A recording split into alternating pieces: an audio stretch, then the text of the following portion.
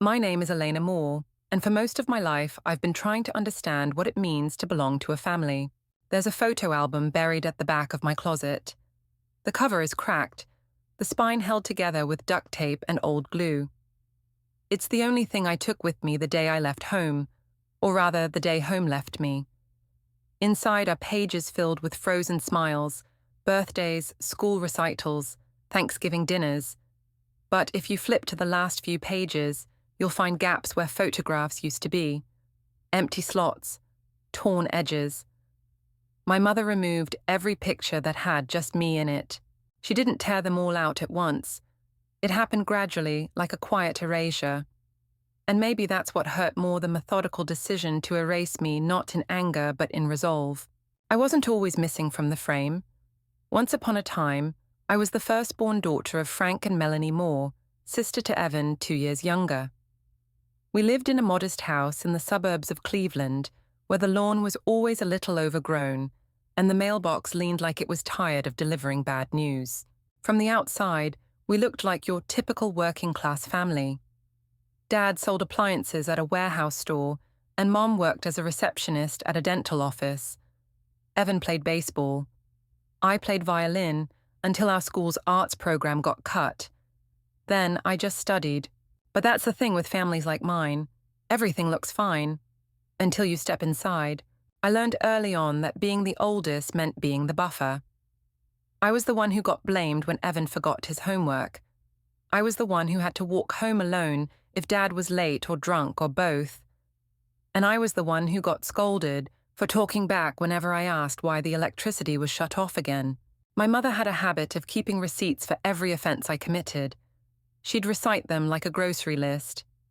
You didn't say thank you to your aunt when you were 6. You broke that snow globe I bought on sale. You always think you're smarter than everyone. That last one stuck. It wasn't that I thought I was smarter, I just asked questions. Why couldn't we fix the water heater? Why did Evan get to skip chores? Why did Dad disappear for whole weekends? They never liked my questions. But there was one person who did, my grandmother Clara. She lived 20 minutes away and had a spine made of steel wrapped in lavender perfume. She taught herself to use a computer at age 60 and loved crossword puzzles printed in ink that stained her fingers. I used to ride my bike to her apartment every Saturday and stay until it got dark. She was the one who gave me my first laptop refurbished, scratched slow, but mine. You have a mind like a puzzle box, she told me once as I helped her install a firewall. Complicated, but worth unlocking. Grandma Clara was the first person who ever looked at me and didn't see a burden or a competitor for attention. She saw me. She died when I was 16. A stroke in her sleep. I was the one who found the message from the hospital, blinking on our old answering machine. My mother cried at the funeral, but later that night I heard her mutter, "At least now there's one less mouth to worry about." I never told her that Grandma left me $4,000 and a handwritten note that said, "For your dreams, my brilliant girl." I opened a separate bank account in secret. I knew my parents couldn't be trusted with anything that looked like money. By then, I'd already started coding websites for local businesses, dentists, florists, anyone who'd give me $50 and a vague idea of what they wanted. I'd stash away every cent, because I knew deep down I'd need a way out. What I didn't know was how soon that need would come. Senior year started with cautious hope. I was preparing for college applications, keeping my grades up and working weekends. Evan, meanwhile, was flunking geometry and skipping baseball practice, but he got an Xbox for his birthday. I got a reminder from Mum to keep your ego in check. There were warning signs, of course. I just didn't know how to read them at the time. The arguments behind closed doors. The way Dad's voice dropped to a whisper whenever the word debt came up. The sudden interest in my savings account. "You've always been too independent for your own good," my mother told me one night. "It's like you don't even need us." That sentence came back to me months later, in a different form, handwritten on a single sheet of paper. But I'm getting ahead of myself. What I remember most about those days wasn't the cruelty.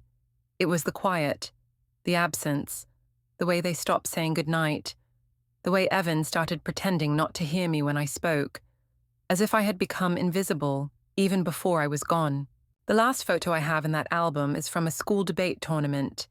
I'm standing in front of a banner that says state finalist, holding a cheap trophy and trying not to grin too wide. Evan isn't in that photo, neither are my parents. It was taken by a classmate's mom. It's funny in a way. That trophy was in my backpack the day I came home to an empty house, the house where the curtains had been stripped, where the pantry held nothing but a bottle of ketchup and a half-eaten sleeve of saltines, where the walls still echoed with what was never said. I found the note on the kitchen counter next to my debate trophy.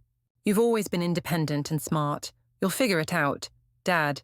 That's how it ends, or rather how it all began. But back then, I didn't know what was starting. I only knew what had ended. The night they left me, I didn't sleep. I sat on the bare mattress in my bedroom, still fully dressed, the debate trophy resting beside me like a question I couldn't answer. I kept the lights on. I was afraid to turn them off, not because I thought someone would come in, but because I knew no one would. There's a specific kind of fear that comes with absolute abandonment. It's not loud. It's a low, dull roar in your bones, a hollowing. I wrapped myself in the old flannel blanket my grandmother Clara had made me years before. It smelled faintly of lavender, though by now it had absorbed traces of my anxiety, my sweat, my silence. In the days that followed, I tried to go to school like nothing had happened. I told no one. I lived off granola bars hidden in my backpack. I rationed water. I wore the same clothes from the tournament until I could sneak into a neighbor's laundry room. But even silence has its breaking point. It came the morning I sat in front of my school counselor, Ms. Ramsey, holding the note my father had left. I didn't say anything. I just slid it across her desk. The way her face changed as she read it, first confusion, then horror, was when I knew this wasn't normal, even if a part of me still wanted to believe it was. She called Child Protective Services that afternoon. A social worker named Natalie came. She was kind but clinical. She asked questions. I answered mechanically. The house was documented, the foreclosure notice confirmed. The utilities already scheduled for shut-off. You've been living here alone, she asked. Yes. How long? 5 days. Natalie didn't say anything after that for a while. She just scribbled something and asked if I had anywhere I could stay. That's when I thought of Grandma Clara. She'd been gone for nearly a year, but her memory hadn't faded. If anything, it had become sharper, in contrast to everything else. Her kitchen had always been warm, not from the thermostat, but from her. The yellow curtains, the chipped mugs, the radio always set to old jazz. Her house was the one place where I felt like I could exhale. I told Natalie there was no one, not anymore. But something strange happened that night, something small but enough to keep me from unraveling. My old debate coach, Mrs. Bennett, heard what happened. She showed up at the house with a casserole dish, even though I hadn't told anyone where I was. "You're not staying here alone," she said. "Not one more night." I tried to refuse. I didn't want to be a burden. That word had been etched into me from years of hearing it used like a weapon. "You're not a burden," she said firmly, as if she could hear my thoughts. "You're a young woman who's been failed by the people meant to protect her." And just like that, I had a place to sleep, a spare room, a warm meal. Still, I couldn't stop thinking about Grandma Clara. She was the one person who made me feel like I wasn't broken. When I was 10, she told me a story about how she used to sit alone on her apartment balcony in the 1960s, watching the world pass by while her husband worked 12-hour shifts and her kids ignored her. "That's when I taught myself how to repair radios," she said with a grin. "I figured if no one was going to talk to me, I'd learn to make something listen." She gave me that same permission to find meaning when the world was quiet or cruel. I remember the first time I showed her a website I'd built. It was clunky awkward, full of mismatched fonts and flashing GIFs. She clapped anyway. "You just made something out of nothing," she said. "Don't let anyone tell you that's not magic." After I moved in with the Bennetts, I found the notebook where I'd saved every quote Grandma ever said to me. It was buried under a pile of old homework. Flipping through it was like hearing her voice again. Page 3, being smart isn't the same as being safe, but it helps. Page 7, never mistake silence for peace. Page 11, you are not too much, you're just too big for small people to handle. It was her voice that kept me going when the emancipation process started. My pro bono attorney, Mr. Delaney, helped me apply for legal status as an adult so I could access financial aid, hold a job, and sign a lease. The court date was set for 6 weeks later. In the meantime, I finished high school during the day and worked 2 jobs at night. The Bennetts were kind, but I refused to stay for free. I gave them rent money every week, even if it meant skipping meals. I was surviving, just barely, and every night before bed, I would pull out that notebook and whisper Grandma's words like a prayer. There was one memory I hadn't let myself revisit until now. The last time I saw her alive, she called me into her kitchen and asked me to help her set up an email folder. You know, she said, I always thought your mother resented you for being strong. That's the kind of woman she never learned how to be. I didn't respond. I didn't know what to say. You won't have an easy life, she continued. But it will be your life, Elena. That's the difference. You'll build it with your own hands. She squeezed mine. Her skin was soft and thin. And when you do, she said, make sure you help someone else do the same. I didn't understand what she meant then. But I do now. Because what I didn't know, what no one tells you, is that survival is just the first step. The real work comes after. When the people who hurt you try to come back. When you have to decide whether your future has space for the ghosts of your past. And that part of my story was still to come. I returned to the empty house once more before it was taken by the bank. It had been nearly a month since the note, since the abandonment, since I came home with a debate trophy in one hand and found my life in pieces. The house was quiet, stripped bare, colder than I remembered. Sunlight angled through the dust-specked windows, illuminating the outline of furniture that no longer existed. The couch was gone. The family photos were gone. Even the magnets on the refrigerator, those cheap plastic letters I used to spell jokes with Evan, had vanished. All that remained was the echo of footsteps and the smell of dust and emptiness. I walked slowly from room to room, not because I was searching for anything in particular, but because I needed to say goodbye. Or maybe I needed proof that it had all really happened, that I hadn't imagined the note, the silence, the absence. In my old room, the walls were still covered in faded stickers and math competition ribbons. My bed frame was gone, but the mattress had been left behind, sagging in the middle, like an abandoned promise. I found my 8th grade yearbook stuffed in the closet, something they must have forgotten in the rush. My face was circled in red pen. I don't know why. The hardest part was the hallway closet. That's where my grandmother's coat used to hang, the one I had buried my face into after she died. It smelled like rosewater and safety. They had taken that too, but they had left the trophy. I found it on the kitchen counter, dusty but intact, just like the day I came home from the tournament. First place in the regional Lincoln-Douglas debate. I remember how proud I was on that bus ride home. I'd rehearsed what I would say. Imagine my dad patting me on the shoulder, my mom's rare smile. Even a simple "we're proud of you" would have been enough. Instead, I got a note. I held the trophy for a long time in that kitchen. It felt heavier than I remembered. I don't know why I took it with me. Maybe because it was proof, not just of that debate win, but of my existence, of the fact that I had tried, that I had achieved something even if no one cared. That night, I slept with the trophy beside me on the mattress at the Bennett's house, like a child clinging to a stuffed animal. At school, whispers had begun. I was too tired to hide it well. I rotated through the same clothes. My lunches were either skipped or eaten alone. Teachers noticed. Some tried to offer subtle support. Others just looked at me with pity. I hated that most. But I kept showing up. I kept showing up because I had to graduate. I had to apply to college. I had to escape. I wasn't sure what I was escaping to, but I knew what I was running from. One day in March, a classmate cornered me in the hallway. "I heard your parents left you. That true?" I stared at her, blinking. "My aunt works at the bank," she added with a shrug. "Said your house is going into foreclosure." There it was. No place to hide. "Yes," I said simply. She didn't know how to respond. She shifted awkwardly, then said, "Damn, that's rough." And then she walked away. That night, I sat in the Bennett's kitchen trying to make sense of it all. Mrs. Bennett had made soup.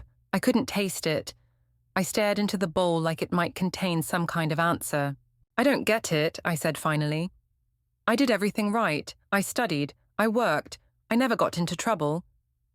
Why would they just leave? Mrs. Bennet was quiet for a moment, then set her spoon down.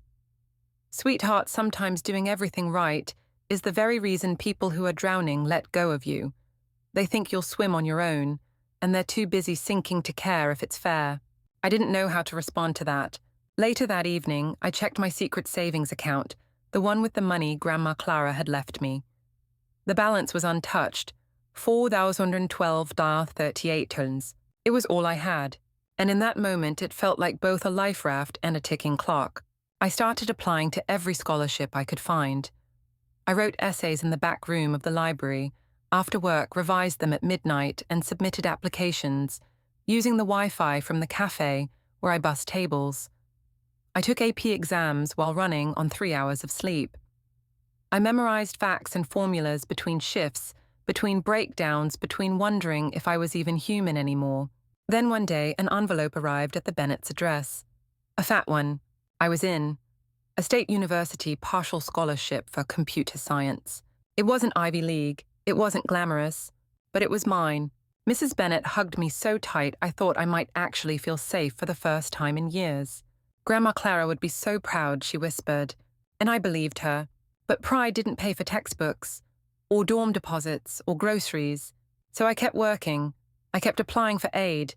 I stretched every dollar like taffy.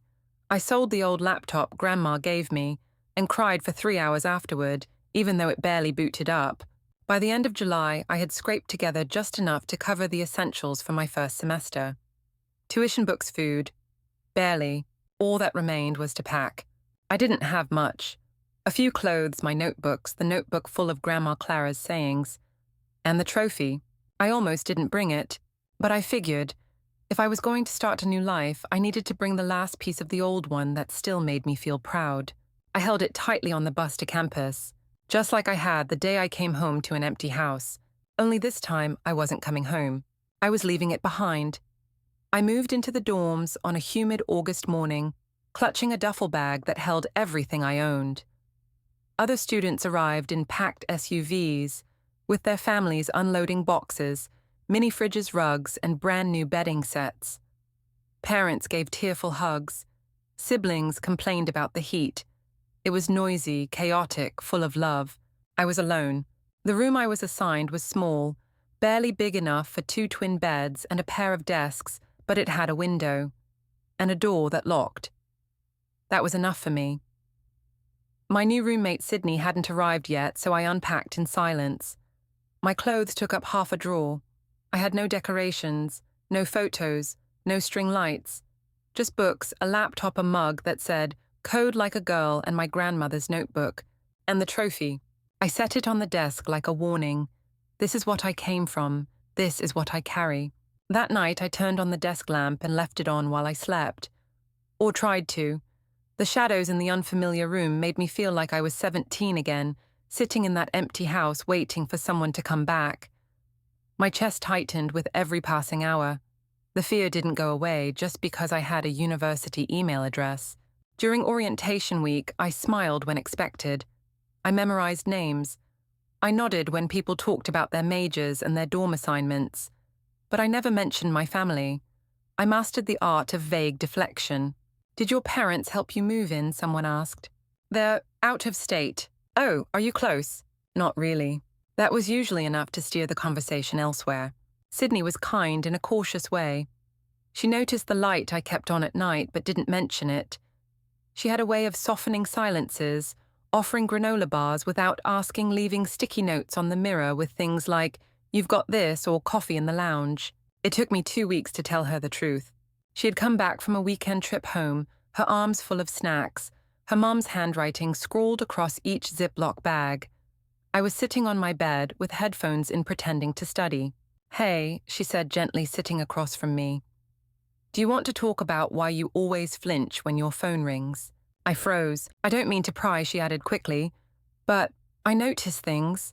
I stared at her for a long moment, debating whether to retreat or risk it. And then, without meaning to, I told her everything. About the note, the empty house, the foreclosure, the silence, She didn't interrupt, she didn't pity me. When I finished, she leaned back against the wall and said, "That's seriously messed up." I let out a breath I didn't know I'd been holding. Then she added, "Well, their loss. You're stuck with me now." That sentence meant more to me than she could have known. Still, I kept the lamp on every night. Some things didn't go away easily. I picked up a job in the computer lab on campus, quiet hours, basic troubleshooting, just enough to pay for groceries and laundry. I skipped the meal plan and ate ramen in my room, supplementing with fruit from the student pantry when I could. Sleep was rare, trust was rarer. I started seeing a counselor at the university's health center. Her name was Dr. Patel, and she had the calmest voice I'd ever heard. I sat in her office once a week and tried to untangle the knots inside me. "They left me," I said once. "They left me, and now every time someone shows me kindness, I assume there's a price." Dr. Patel nodded thoughtfully. "That's not unusual. When love has conditions for too long, unconditional kindness feels foreign." I told her about how I couldn't throw away the trophy even though I hated looking at it. "It's the only proof I existed," I whispered, "that I mattered once." She looked at me carefully and asked, "What would it take for you to believe you still matter?" I didn't know the answer, but I knew I wanted to find out. In my free time, I started building a small app to organize my class schedule and assignment deadlines. It wasn't anything special, just a cleaner interface than the clunky university system. But when Sydney saw it, she said, "Can I try this?" Within a week, 3 girls on our floor were using it too. It wasn't much, but it was something I made, something that helped. And for the first time in a long time, I felt like I wasn't just surviving, I was contributing. I kept the lamp on for 3 more months. Then one night, after a long day of class lab work, counseling, and code, I turned it off, and I slept. Not well, not dreamlessly, but enough. It was a beginning. The fall semester passed in a blur of exhaustion and caffeine. I balanced 4 advanced courses, the campus computer lab job, and a new freelance gig helping a local accountant digitize files on weekends.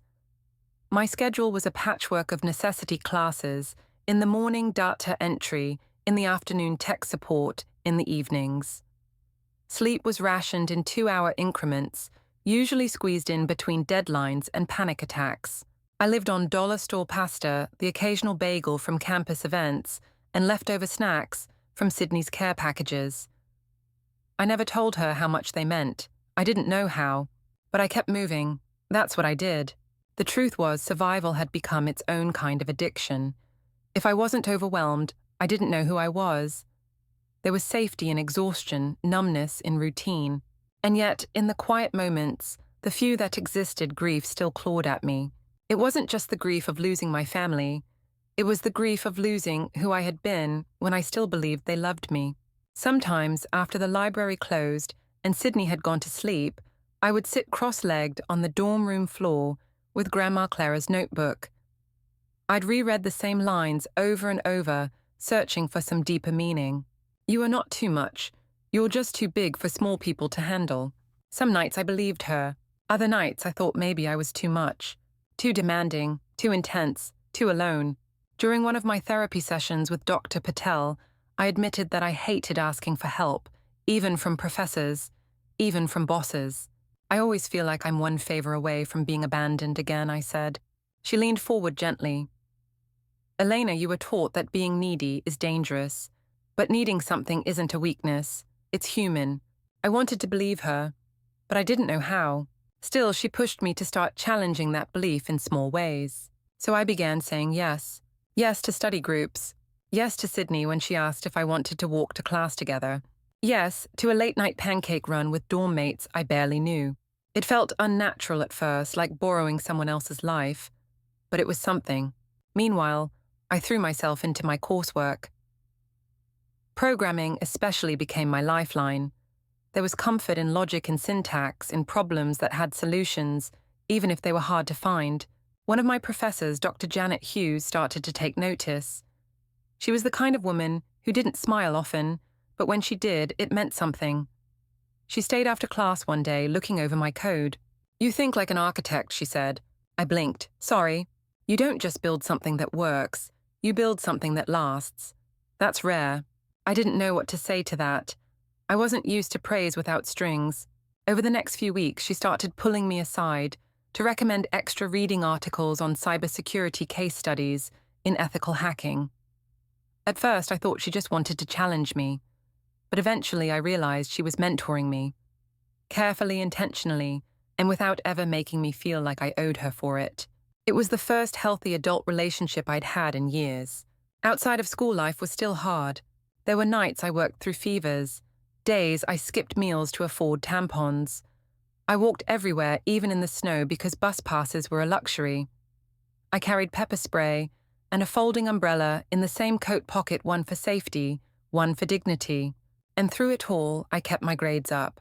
I wasn't just driven, I was desperate to prove that I could do this, that I could rise from what they left behind, that I was more than a girl who got forgotten. When I got my midterm results back, all A's, I cried in the stairwell of the science building hidden behind a vending machine. Not because of the grades, but because for a moment I felt like Grandma Clara might have been proud of me. And then came winter break. The dorms closed. Everyone went home. I had no home. I didn't say anything at first. I planned to sneak into the library during the day and find a 24-hour diner at night. I even scoped out a laundromat with soft chairs. But Sydney found out. "You're coming with me," she said, no room for argument. Her family lived in Michigan. I imagined it would be awkward. It wasn't. Her mum greeted me with open arms and too much casserole. Her dad made bad jokes. Her little brother tried to beat me at Mario Kart. It felt like stepping into a life I didn't think was possible. On Christmas morning, her grandmother gave me a hand-knitted scarf and said, "You're family now, honey. That's the rule." I nearly broke down at the breakfast table.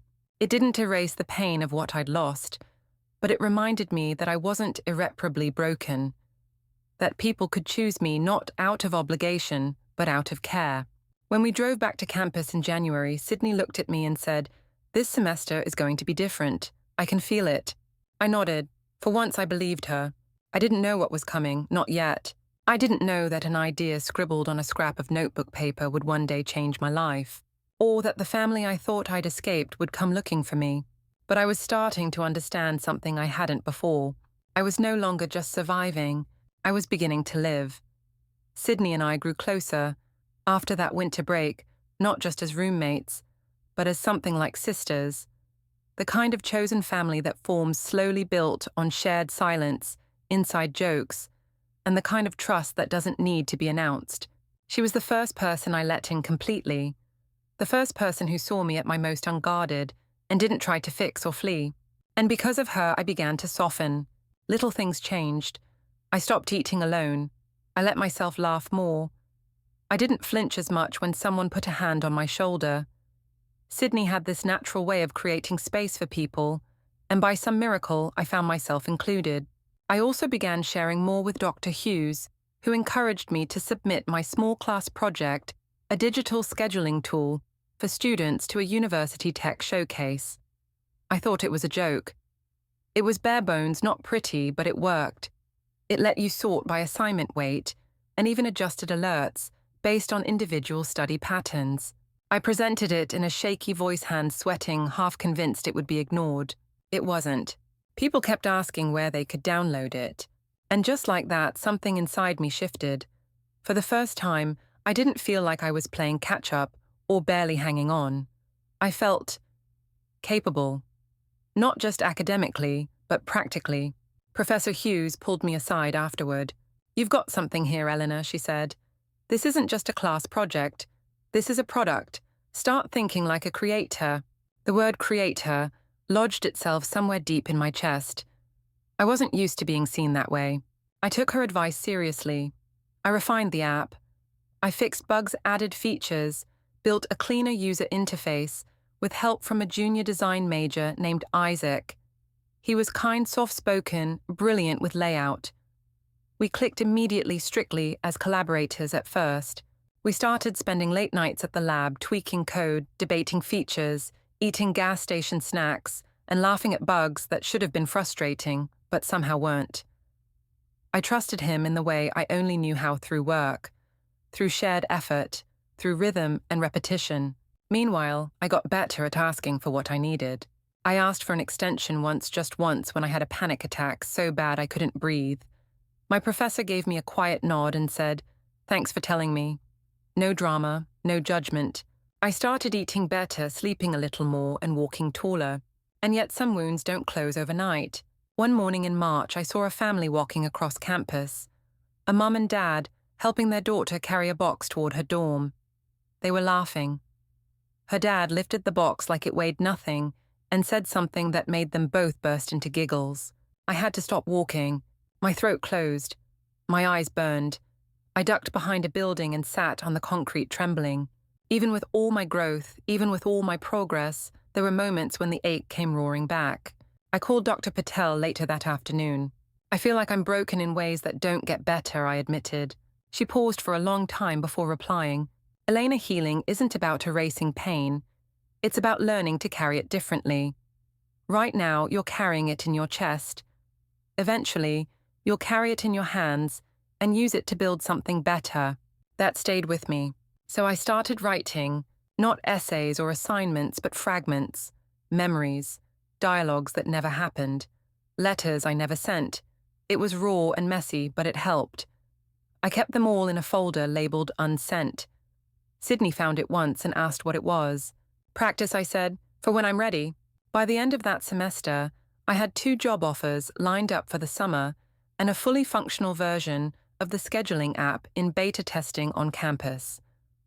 Isaac and I had expanded it to include a collaboration tool for group projects, and the feedback was overwhelmingly positive. One night in May, we sat on the grass outside the lab sharing a carton of fries. "You ever think about turning this into something real?" Isaac asked. I stared at him. "Isn't it already real? I mean, a company, a startup." The word sent a chill down my spine, but not from fear. From recognition. We'd talked about it loosely before, but this time felt different. More grounded, more serious. "I wouldn't even know where to start," I admitted. "I might," he said, "and I think, if we did this together, it could work." It was the first time anyone said we and meant with me, not in spite of me. I didn't answer him that night, but I didn't say no. The next morning, I emailed Professor Hughes. "I think I want to build something," I wrote. Her reply came 5 minutes later. "Good, because you're ready." That summer changed everything. But before it began, Sydney and I packed up our dorm room. I paused with the trophy in my hand, still dusty, still heavy. "You know," she said, watching me, "you don't have to bring it if you don't want to." I looked at it. "No," I said, sliding it gently into a box. "I do. Not because of what it represents, but because of what it survived with me." We laughed. She hugged me. And then we walked out of the room that had in many ways saved my life. I didn't know it then, but the next chapter would ask me to open up in ways I never had, to risk not just failure but connection, and eventually, forgiveness. That summer, Isaac and I rented a corner booth at a 24-hour diner that smelled like burnt toast and permanent coffee. We sat there for hours, laptops open, sketching out our vision, on napkins, leftover receipt paper, and the back of placemats. We didn't have a name yet. We didn't have investors. We had no funding, no legal paperwork, no office space. But we had something else, something that couldn't be bought or borrowed. We had obsession. I'd never built something from scratch before, something that could fail entirely or fly. But something in me was ready. Not because I believed I would succeed. I didn't. Not fully. But because for the first time, I wasn't building just to survive. I was building to create. We filed the paperwork 2 weeks later. I used half of my scholarship refund, what little I had to cover incorporation costs. Isaac did the same. We registered as a small tech company focused on productivity software for students and freelancers. We named it Trace because everything we leave behind, every footprint, every click, every unfinished note leaves a trace of who we were. And I knew a lot about what people leave behind. Our first office wasn't an office. It was a janitor's closet in the basement of a co-working space. The windows were painted shut. The walls were lined with metal shelves and leftover paint cans. But it had an outlet and just enough room for 2 chairs. We hung a whiteboard on the back of the door and started building. There were days I'd work 14 hours on campus, grab a slice of pizza, and spend the rest of the night debugging code until sunrise. Isaac crashed on the floor more than once.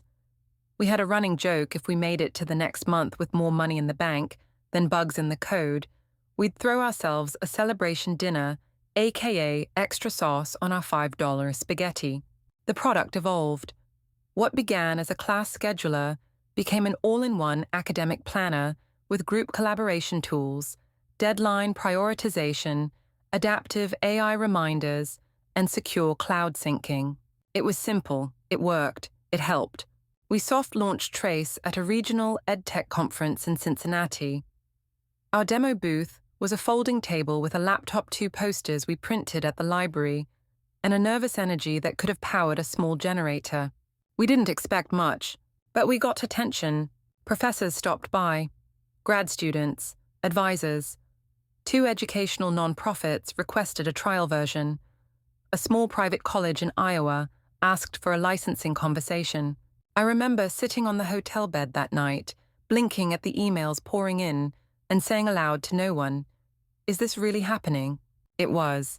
Over the next few months, we polished the code, added features based on feedback, and scrambled to scale up our server capacity. We didn't have money for paid ads, so we leaned into guerrilla marketing, campus reps, peer-to-peer sharing Reddit threads. We got our first 100 users, then 1,000, then 5,000, and then the money started running out. We had no real revenue. Isaac's savings were nearly gone. I was back to eating buttered rice and counting laundry quarters. We debated shutting down the servers for a month just to stretch costs. That's when Isaac suggested meeting his old mentor, a quiet, well-connected angel investor named Marcus. I'd never pitched anything before, not like that. I wrote a deck that bled my story without naming it directly. I led with the mission, helping students who, like me, had no roadmap, no safety net, and needed tools to keep their lives from unraveling. Marcus sat across from us in a downtown cafe, sipping espresso and flipping through our slides. He didn't say a word for 20 minutes. Then he closed the deck and looked at me. "You built this because you had to, didn't you?" I nodded. He tapped the table. "That's the kind of founder I trust. I'll put in $50,000 for 15% equity." I didn't breathe for a full minute. We signed the paperwork 2 days later. That money didn't solve everything, but it gave us air, space, breathing room to hire a freelance designer, bring on a part-time QA tester, and finally buy decent chairs that didn't squeak every time we shifted. The first version of Trace officially launched 6 months later. It wasn't perfect, but it was ours. By then, I had stopped waiting for the other shoe to drop. I had started believing in something larger than just surviving the day. Still, there was one thing I hadn't let myself think about. Not really. My past. My family. Until one night in early spring. I was at the office late, working on a feature that would eventually become our task prioritization engine. I took a break, opened my laptop, and saw an email notification. Subject line: "Saw your name in Forbes." Sender Elena Moore. My heart dropped. I hadn't seen that name in years. I stared at the screen, hands frozen above the keyboard. The body of the message was short. "Hey sis, long time no talk. Just saw your name in an article, super proud of what you've accomplished. Would love to reconnect if you're open to it. Evan." No mention of the note. No mention of the house. No mention of what they'd done. Just congrats. I didn't reply. I closed the laptop, walked out into the night, and sat on the curb outside our building, listening to the hum of distant traffic and my own shallow breathing. I called Dr. Patel the next morning. "He found me," I whispered. "They found me." Her response was steady grounding. "Elena, you don't owe anyone a reunion. You owe yourself safety, clarity, and choice." Choice. That was new. I had a choice, and I wasn't sure what I was going to do with it. But for the first time, I wasn't powerless. I didn't respond to Evan's email for 3 days. I couldn't. I told myself I was too busy, but the truth was uglier. I was terrified. Terrified that if I opened that door even a crack, the whole house of pain I had built so carefully around me would collapse. On the 4th day, I sat in the corner of our office, staring at the glowing subject line: "Saw your name in Forbes." My name. My face. My story, though edited and sterilized for the press, had made it into a list of 30 under 30 innovators in education technology. The article had called me a resilience-driven leader. I had laughed at that at first. Now I wasn't laughing, because Evan had seen it, which meant my parents probably had too. Still a part of me, deep buried, still wounded, wanted to know why he had reached out. So I replied, "Hi, Evan. Thanks for the message. It's been a long time. I'm open to a conversation, but I need to understand why you're contacting me now after 15 years of silence." His reply came within minutes, like he'd been waiting for me. "I've regretted what happened for years. Mom and Dad made terrible decisions, and I was too young and stupid to stand up to them. I should have reached out sooner. I'd like a chance to apologize in person if you're willing." I read it twice, then a third time. There were no threats, no requests, just an apology, a cautious one. Still, I felt myself freeze. This wasn't the kind of story that ended in forgiveness over coffee. I wasn't ready for a tearful reunion, but curiosity is a dangerous itch, so I agreed to a phone call. He sounded like someone I didn't recognize. His voice was deeper, slower, more like our father's than I expected. It was jarring, like hearing a ghost speak in a stranger's tone. He apologized again, repeated what he'd said in the email. "I didn't know how bad things had gotten," he said. "They told me we were starting fresh. They said you were strong enough to handle yourself. I didn't think they meant literally leave you." "You were there," I said quietly. "You watched them pack. You helped them load the truck." Silence. "I know," he whispered, "and I live with that every day." I didn't know whether to scream or cry, so I did neither. Instead, I asked him about his life. He was married, 2 kids, working as an insurance adjuster in Phoenix. He told me his wife Amber had encouraged him to reach out. She'd seen the Forbes article and told him it was time to face what he'd run from. "They don't know I'm talking to you," he added, referring to our parents, Mom and Dad. There it was, the pivot. I said nothing. "They're not doing great," he added, his voice careful. "Dad's had some health issues. The recession hit them hard. They've struggled." I felt it, a subtle tug, a thread woven into the call. Sympathy, guilt, obligation. "They could have contacted me themselves," I replied cold. "At any time. For the last 15 years. He didn't argue. Instead, he asked if I'd be open to meeting for lunch. Just him. No pressure. I agreed, but only on my terms. A public place, halfway between our cities. I told Sydney where I was going and when. I even gave her a code word to text me if I needed an out. The day of the meeting, I sat in a restaurant booth, heart pounding. When Evan walked in, I barely recognized him. He looked older, heavier, but his eyes were the same brown and cautious, like he still expected someone to scold him. He brought photos. "These are your niece and nephew," he said, sliding them across the table. I looked down at the smiling faces. A 5-year-old girl with curly hair. A toddler boy with dimples. They'd love to meet their aunt someday. The manipulation was subtle but effective. I softened against my better judgment. He told me about his life, Amber, the kids, his job. He even shared a few childhood memories, careful ones edited for comfort. Then, slowly, he shifted the conversation. "Mom's been asking about you," he said. I tensed. "She regrets a lot. They both do. It was a bad time financially, emotionally. They made mistakes. Mistakes. That word again. Not betrayal, not abandonment. Mistake makes it sound like they took a wrong turn, not that they left a teenage girl to live alone in a foreclosed house." He reached into his pocket and pulled out a letter. "She wanted me to give this to you." I took it, fingers trembling, and tucked it into my purse without reading it. "I'm not promising anything," I said. "I know," he replied. "I just wanted you to have it." We parted with a stiff hug that felt more like a handshake. I didn't look back. That night, I sat at my kitchen table, an actual kitchen, in my actual apartment, the one I paid for, with money I earned. I unfolded the letter slowly. It began, "My dearest Elena." It was everything I expected. Apologies laced with self-pity. Excuses wrapped in sentiment. A rewrite of history that framed their abandonment as a desperate act of love. "We were scared. We didn't know what else to do. You were always so independent. We thought we were doing what was best." The final line hit the hardest. "I hope you can find it in your heart to let us back in." I read it twice, then I picked up a pen.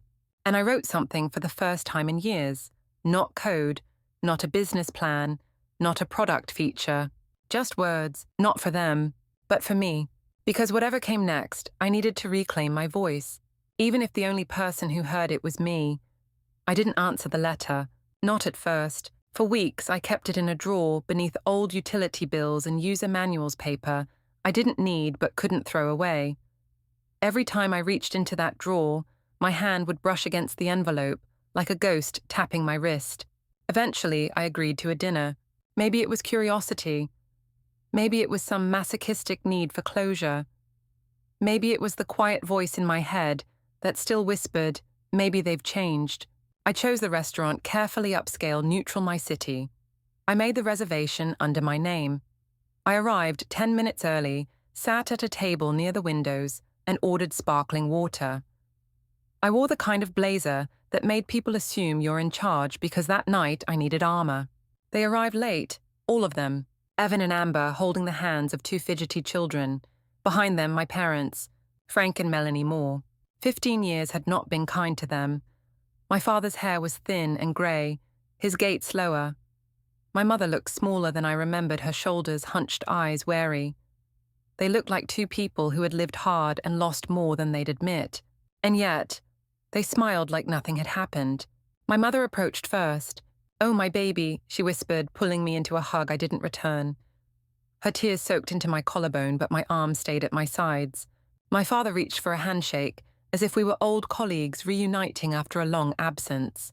I gave it to him, formality over familiarity. The children were seated between Amber and Evan. They looked confused, bored, oblivious to the undercurrent of tension running beneath the table. So my mother said brightly, "Tell us about your company." We saw the article, such a proud moment. My father added, "We always knew you'd make something of yourself." I didn't smile. I told them about Trace, about our team, our growth, the recent expansion into university partnerships. I kept it professional, clinical, like a pitch deck in human form. They nodded feigned interest. My father winced and pressed a hand to his chest mid-meal. "Just a little pain," he said, fishing a pill from his pocket. "Doctor says it's manageable with the right meds. Of course they don't come cheap." My mother's eyes darted to mine, gauging my reaction. I said nothing. Dinner continued. They talked as if we were close, as if the last 15 years had been a misunderstanding, as if we were still a family. And then came the moment I knew was inevitable. "Elena," my father said, voice lowered, "we hate to ask, truly, but the medical bills, they're crushing. We need about $50,000 to avoid collections. Just a loan. We'll pay you back as soon as we can." I looked at him, then at my mother. Her eyes were wide and glassy. "Please, sweetie, we're not asking for a handout. We need help." There it was. The reason they came. Not for reconciliation. Not for healing. But for money. I didn't yell. I didn't cry. I didn't even flinch. I simply folded my napkin and said, "I'll think about it." They exhaled like that was a yes. When the check came, I paid it. Of course I did. As they gathered their coats and the children collected crayons from the table, my mother pressed a folder into my hands. "Just so you understand the situation," she said. "Medical records, payment notices, all of it." I took the folder and nodded once. Then I walked away. Back in my apartment, I opened it. There were documents, yes, medical statements, denied loan applications. But what caught my eye were the notes scrawled in the margins, little reminders in my father's handwriting. "Ask for help gently. Lead with sympathy. Don't mention bank account yet." It was a strategy, a script, not a conversation, but a campaign. The next morning, I ran background checks. Evan had filed for bankruptcy twice. My parents had been evicted from 3 apartments in the past 6 years. They were still living in chaos, still running from consequences. I sat with the folder for a long time. Then I picked up the phone. I called my attorney.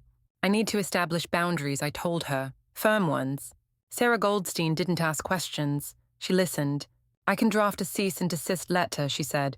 "We'll make it formal, clear. You control what happens next." I nodded. It was time. Time to stop reacting. Time to take my story back. The next chapter wouldn't be written by guilt or obligation. It would be written by me. The cease and desist letter was simple but firm. It outlined the pattern, 15 years of abandonment, sudden reappearance after financial success, repeated requests for money under emotional pressure. It demanded no further contact, directly or indirectly, or legal consequences would follow. I had it delivered to their apartment via courier, with copies sent to Evan and Amber as well. I thought that would be the end of it. I was wrong. 2 days later, my father left a voicemail. His voice trembled not with sadness but with rage. After everything we've done for you, this is how you treat your family. We raised you better than this, Elena. If this is the game you want to play, maybe the world should know what kind of daughter you really are. Thinly veiled threat, classic Frank Moore. My mother followed with a different approach. Tears, long voice messages full of phrases like family healing, God's forgiveness, and can't believe you'd drag us through the mud. They ignored the letter entirely. Sarah was clear we warned them. Now we act. We filed a civil suit for harassment, emotional distress, and attempted financial coercion. We also added a claim regarding the theft of my college savings account from years ago, knowing the statute of limitations might be a hurdle, but still worth arguing given the pattern. When the paperwork was served, their response shocked even me. They countersued. Their claim that they had invested in me, fed me, housed me, clothed me, and that those parental investments directly led to my success. In other words, they believed they were entitled to a share of my company as early stakeholders in my life. It would have been laughable if it hadn't come from people who once left me with a note and an empty fridge. The case started attracting media attention first in tech blogs, then in regional news. The headlines varied. Abandoned daughter sues parents who want a share of her startup. CEO cut ties with family. Now they want a payout. Sarah issued a brief statement. This is a private family matter. Unfortunately, after multiple attempts to establish peaceful boundaries were ignored, legal action became necessary. I didn't read the comments, but I felt the eyes, in meetings, at conferences, even at the grocery store. Strangers with opinions. What saved me was my team. Isaac handled investor relations, while I took time away from the day-to-day. Sydney flew out to stay with me for the first court appearance. Dr. Patel, still my therapist, after all these years offered expert testimony regarding the long-term effects of abandonment. The courtroom felt colder than I expected, more sterile, less cinematic, but the emotional weight was real. I sat across from them for the first time in years. My parents, the people who left me. They looked older, fragile almost, but I reminded myself looking fragile and being innocent are not the same. Evan took the stand for them first, but something had shifted. After learning the full story, every detail, his wife Amber had given him an ultimatum: stand with what's right or I'm taking the kids and going to my mother's. So Evan spoke the truth. They talked about leaving her for weeks, he testified. They waited until she was away so they wouldn't have to look her in the eye. He confirmed the bank account theft, the lie about it being a loan. He admitted they reached out because of my Forbes article. Dad said, "It's like winning the lottery without buying a ticket." My mother wept as he spoke. My father stared at the wall. When my turn came, the opposing counsel came at me hard. "Miss Moore, you're a successful businesswoman now. Why sue your aging parents? Isn't this about revenge?" "No," I answered calmly. "It's about boundaries. I tried to set them peacefully. They ignored them. This is protection, not punishment. But they're your family." They were. Then they left. Family isn't defined by blood. It's defined by presence, by safety, by love. They showed none of that. Judge Martinez asked pointed questions throughout her tone, measured but sharp. When my father tried to explain the abandonment as a financial survival decision, she cut in.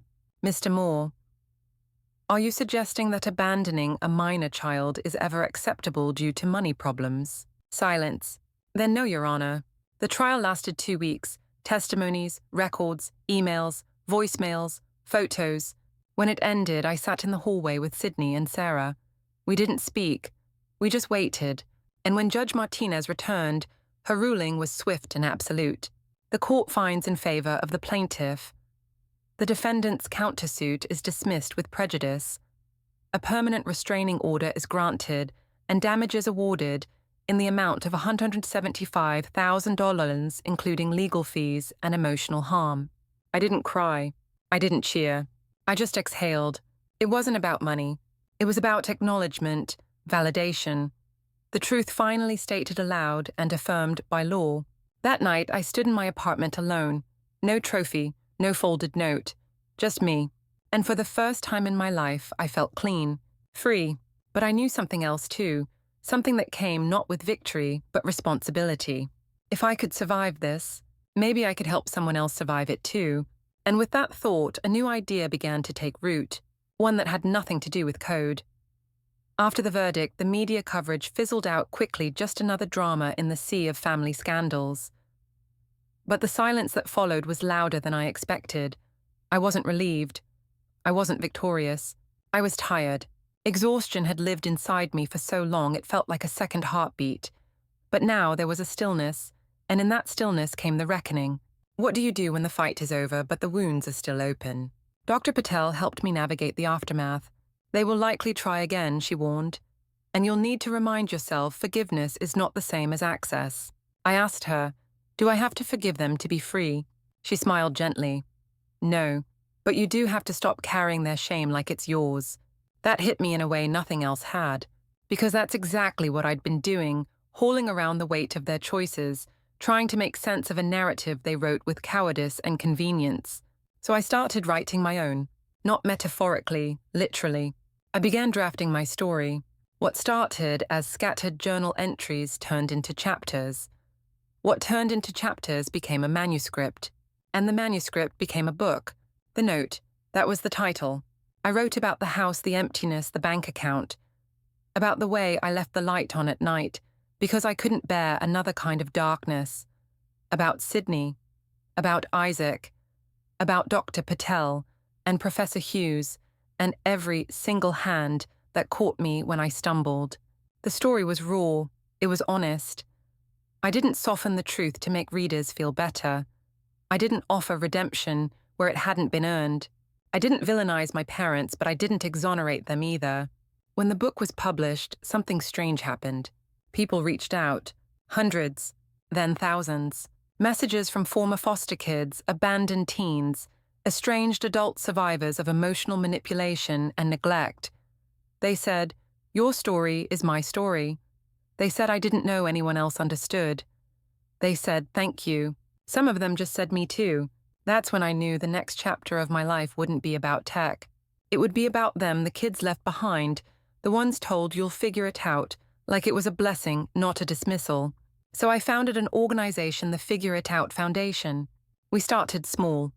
Emergency housing grants, academic mentorships, therapy scholarships, a legal aid hotline for teenagers navigating emancipation or abuse. Our mission was simple. When someone tells a kid to figure it out, we'll be the ones who help them do exactly that. We partnered with shelters and schools. We created workshops for teachers and guidance counselors.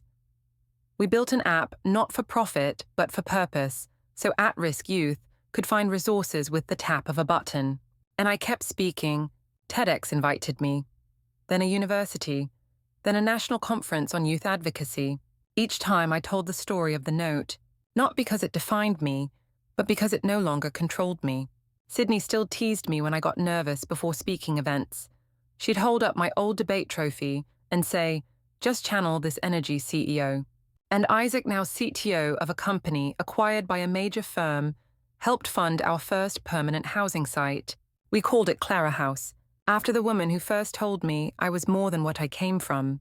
Meanwhile, Evan kept his distance. We agreed to maintain cautious contact. I saw the kids, my niece and nephew, twice a year, never at their house, always in a public space, with boundaries. He never asked me for money again. And my parents, they violated the restraining order, once an email forwarded through an acquaintance. A happy birthday and another plea. My attorney sent a response that made it clear another contact attempt would lead to criminal charges. They stopped after that. Eventually I heard they moved to a different state, retired early. I imagine they tell people a version of the story that makes them the victims. I don't care, because their story no longer overlaps with mine. Forgiveness, I realized, isn't a door you open for them. It's a window you open for yourself to let the smoke out, to breathe again. Somewhere along the way, I stopped waking up angry.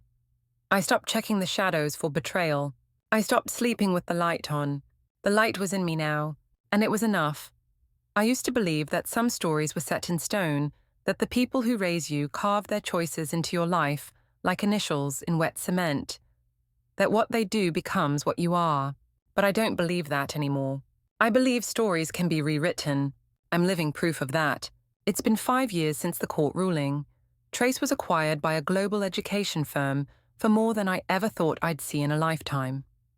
I stayed on for a year to help with the transition, then quietly stepped away. People asked me what I'd do with the money, the visibility, the power. I smiled and said, build something that can't be sold.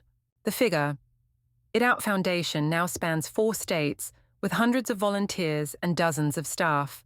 We've helped over 3,000 young people with emergency housing, legal aid, mental health care, and educational support. I still do keynotes and panels. I still write. But most days you'll find me at our community center, sitting on the floor with a teen who just got out of a toxic home, helping them fill out FAFSA forms or just listening. I don't tell them what I've built. I tell them what I survived. Sometimes I see a flicker in their eyes. The same flicker I once carried. A spark dimmed but not gone. And I think they'll make it. A few months ago I met someone. His name is Ryan. He's an architect who volunteers design hours for our transitional housing projects. We met during a zoning meeting of all places, arguing over sidewalk width and building setbacks. I liked his stubbornness. He liked my refusal to back down. On our 3rd coffee meeting, not a date, I insisted. He said, I've read your book. I understand why trust might be hard for you. I'm not here to rush you. I'm here if you ever want to try. We're trying, slowly, deliberately. And for the first time, I don't feel like I'm bracing for loss. I'm learning what it feels like to rest in safety, not just survive it. Sydney still calls every Friday. Her daughter calls me Auntie E, even though we're not related by blood. I tell her that family is another word we get to rewrite. Professor Hughes visits our offices once a year. We keep a photo of her on the wall of firsts next to Grandma Clara, Mrs. Bennett, Dr. Patel Isaac, and others who didn't just help me rise. They believed I could. As for the note, you've always been independent and smart. You'll figure it out. It's framed now behind glass, hanging on the wall above my desk. People think that's strange. I don't. It's not a wound anymore. It's a reminder. They tried to define me with dismissal. I turned it into direction. If you've stayed with me through this story, thank you. Maybe you've had your own version of the note, a moment where the people who should have stood beside you walked away instead. If so, I hope you know this. Their choice doesn't diminish your value. Their silence doesn't erase your voice. And their betrayal does not decide your future. You are not too much. You are not too broken. You are not alone. We are still writing. And some stories, especially the painful ones, are worth rewriting. From the beginning, with love, with truth, with power, I did figure it out. And now I help others do the same. Because no one should have to carry the weight of someone else's failure just to prove they deserve to stand.